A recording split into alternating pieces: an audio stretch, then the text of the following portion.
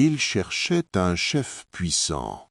La forêt, elle, attendait une femme, une chef capable de protéger. Et cette nuit-là, entre la force et la sagesse, c'est une louve qu'elle choisit. Un clin d'œil spécial à toutes les femmes fortes du monde. Allons-y.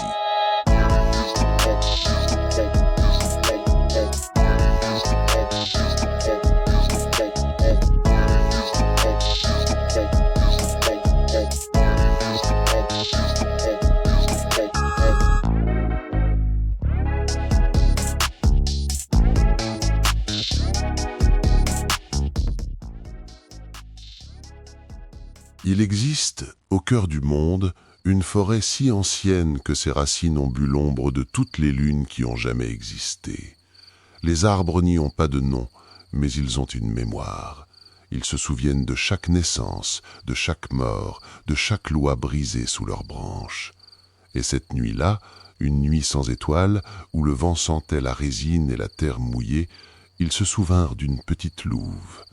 Elle était née la dernière d'une portée de 2, la plus petite, celle que la meute regardait avec cette pitié silencieuse réservée à ceux que l'on croit déjà perdus. Son pelage était d'un gris si pâle qu'au clair de lune, on aurait dit qu'elle était cousue de brume. Les grands naissent rarement grands, ils deviennent. Les années passèrent comme passent les saisons dans la forêt ancienne, sans se presser, sans prévenir. La petite louve grise grandit, mais pas comme les autres. Là où ses frères apprenaient la force, elle apprenait le silence et observait. Elle s'arrêtait au pied des vieux chênes et restait là, immobile, comme si elle écoutait quelque chose que les autres n'entendaient pas. Elle avait un flair si développé qu'elle pouvait sentir certaines odeurs et pister sur des kilomètres. Même les légers changements du vent ne passaient pas inaperçus à ses sens très aiguisés. Le vieux chef mourut à l'aube d'un hiver précoce. Il mourut comme mouraient les grands, debout, face au vent, les yeux ouverts sur la forêt qu'il avait gardée toute sa vie. La meute était petite, 7 loups seulement, serrés autour de leur chef mort comme des enfants autour d'un feu qui s'éteint. Et le silence qui suivit fut le plus lourd que la forêt ait jamais porté. 3 loups réclamèrent la place, 3 grandes bêtes au croc luisant et à la voix qui faisait trembler les branches basses. Il y avait Kaël, le fils du vieux chef, beau et puissant comme un arbre d'été, avec dans les yeux cet éclat particulier des héritiers qui ont toujours su qu'il régnerait. Ils se défièrent, se mesurèrent, se montrèrent les dents dans la cérémonie ancienne que la meute connaissait depuis toujours. Et personne ne remarqua d'abord la louve grise qui s'était placée entre eux. Elle ne rugit pas, elle parla, et sa voix portait quelque chose d'étrange, la certitude tranquille de celle qui sait ce qu'elle dit, sans avoir besoin de le crier. Je pense que Kaël est le mieux placé pour nous guider en ces temps difficiles. Il est l'héritier de la volonté du grand chef. La meute se tut. Les 3 prétendants la regardèrent avec ce mépris que les forts réservent aux petits qui ont l'audace de se lever. Kaël, surtout, la fixa longuement, et dans son regard, il y avait quelque chose qui ressemblait à de la colère, mais que l'on aurait pu confondre avec de la douleur. Alors l'ancienne s'approcha. C'était une louve aux yeux couleur d'ambre, si vieille que ses pattes tremblaient en marchant, mais dont le regard ne portait plus loin. Elle sentait plus qu'elle ne voyait. Elle regarda la petite louve grise longtemps, puis s'approcha et sentit son odeur. Elle s'approcha aussi de Kaël, puis sentit son odeur longtemps, comme s'il inspectait un sentier inconnu. Et elle sourit, puis elle s'inclina. Ce geste seul changea tout, car dans la forêt ancienne, les vieux savent des choses que les forts ne savent pas encore. Et quand l'ancienne s'inclina, la forêt retint son souffle, et les arbres se penchèrent légèrement, comme pour entendre la suite. Un à un, les loups de la meute baissèrent la tête, et Kaël devint le chef de la petite meute.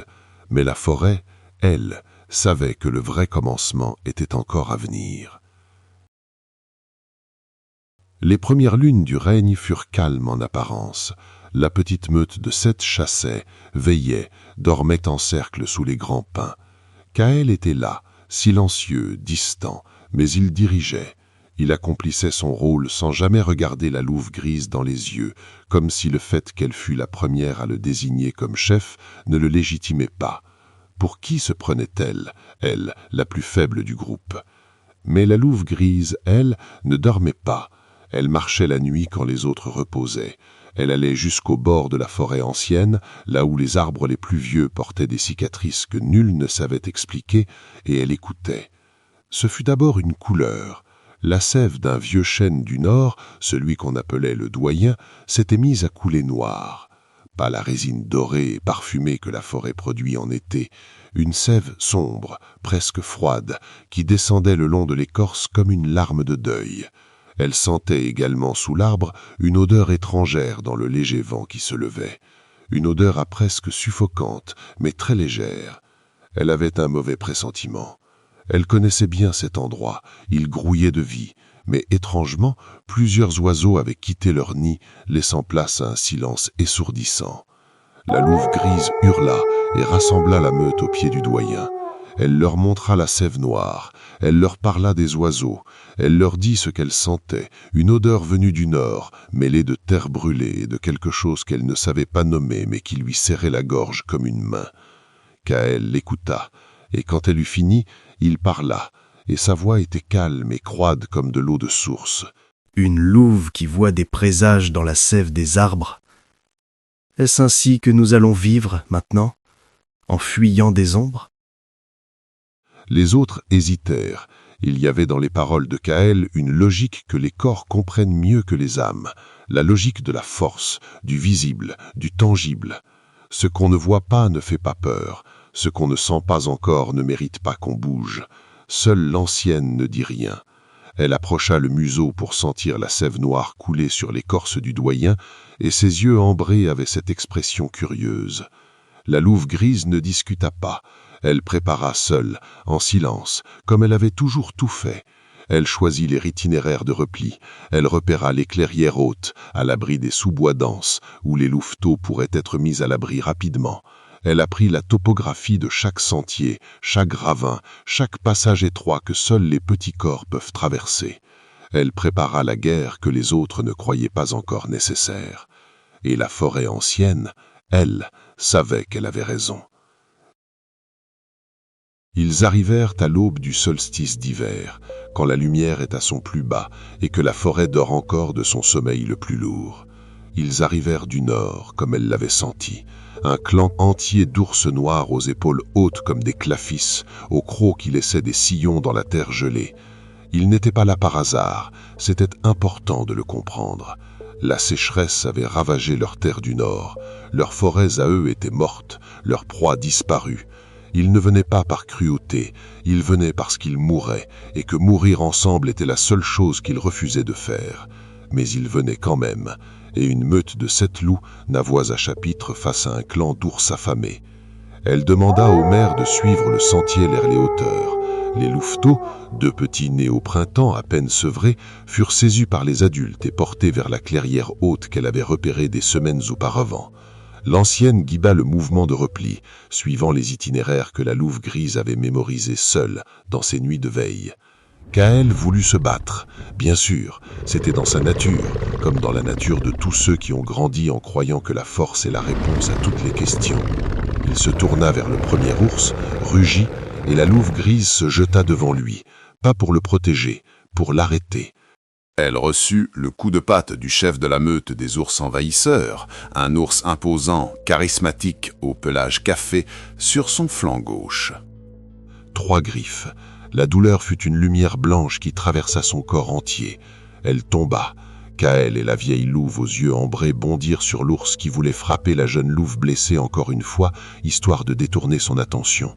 La louve grise se releva et fit signe à Kaël de reculer et de battre retraite. Kaël recula. « Si tu meurs ici, il n'y aura plus personne pour protéger les louveteaux. Replions-nous. » Quelque chose s'était brisé en lui à cet instant. Pas sa prière, pas encore, mais quelque chose de plus petit et de plus précieux, sa certitude d'avoir toujours raison. La meute se replia. Les ours prirent le territoire du bas, les zones de chasse les plus riches, les tanières près de la rivière. Ils prirent tout ce que la petite meute avait mis des années à construire.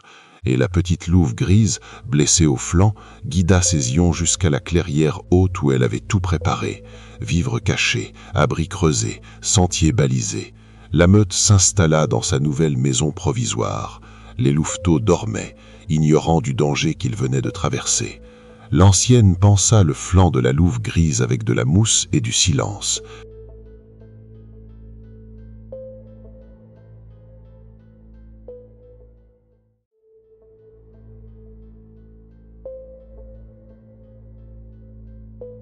Et pour la première fois depuis le couronnement de Kaël, la meute la regarda vraiment. Pas comme une curiosité, pas comme une anomalie, comme une louve particulière, très particulière, qui forçait le respect.